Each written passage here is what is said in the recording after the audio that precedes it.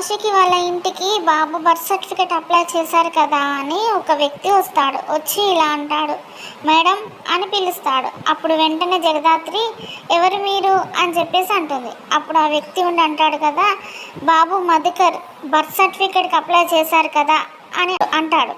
అప్పుడు వెంటనే కౌశికి వాళ్ళ అత్తగారు అంటారు కదా, ఏంటి బాబుకి బర్త్ సర్టిఫికేటా? నీ కొడుకు కాదని తెలిసాక కూడా బర్త్ సర్టిఫికేట్ అప్లై చేస్తున్నావేంటి అని చెప్పేసి అంటే, వెంటనే జగదాత్రి ఉండి అంటుంది కదా, అది ఇంకా నిరూపణ కాలేదు కదా పిన్ని గారు అని చెప్పేసి అంటుంది. అప్పుడు వెంటనే నిషిక ఉండి అంటుంది కదా, డిఎన్ఏ టెస్ట్లో అయింది కదా, లేని నిజాన్ని ఒప్పుకోలేక అబద్ధం అని చెప్తే ఎవరైనా ఏం చేస్తారు అని అంటుంది నిషిక. అప్పుడు జగదాత్రి వెంటనే నిజమేంటో ఇక్కడున్న వాళ్ళందరికీ తెలుసు నిషి అని అంటుంది. అప్పుడు మళ్ళీ అంటుంది కదా, నిజాన్ని నిరూపించడానికే కదా మేము టైం అడిగాము అని చెప్పేసి అంటుంది జగదాత్రి. కౌశికి వాళ్ళ అత్తగారు ఉండి అంటారు కదా, సర్టిఫికెట్ ఇచ్చే అబ్బాయి వెళ్ళొచ్చు అని చెప్పేసి అంటుంది కదా, ఇక నీతోని ఎవరికి ఏం పని లేదు వెళ్ళిపోండి అని చెప్పేసి అంటే ఆ వ్యక్తి వెళ్ళిపోతాడు. అప్పుడు నిషి వాళ్ళ అత్తగారు హ్యాపీగా ఫీల్ అయ్యి ఒకరినొకరు చూసుకుంటూ నవ్వుకుంటారు.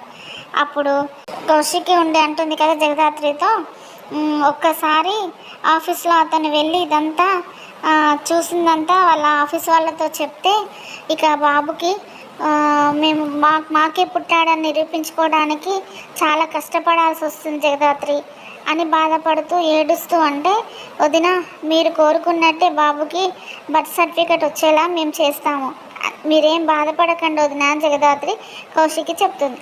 అప్పుడు కౌశికి హ్యాపీగా ఫీల్ అవుతారు. వెంటనే జగదాత్రి కేదార్ ఏదో ప్లాన్ వేసుకుంటారు. తర్వాత బూచి అన్నయ్య చిన్న బాబులాగా రెడీ అయ్యి కిందకు వస్తాడు. అసలు వీళ్ళు వేసుకున్న ప్లాన్ ఏంటి? ఆ బూచి చిన్న బాబులాగా రెడీ ఎందుకు అయ్యాడు? వీళ్ళు ముగ్గురు కలిసి ఏదైనా ప్లాన్ చేస్తారా బర్త్ సర్టిఫికేట్ కోసము, లేకపోతే ఆ అన్నయ్యతో వీళ్ళకేంటి పని? రేపటి ఎపిసోడ్లో చూద్దాం. Please subscribe my channel.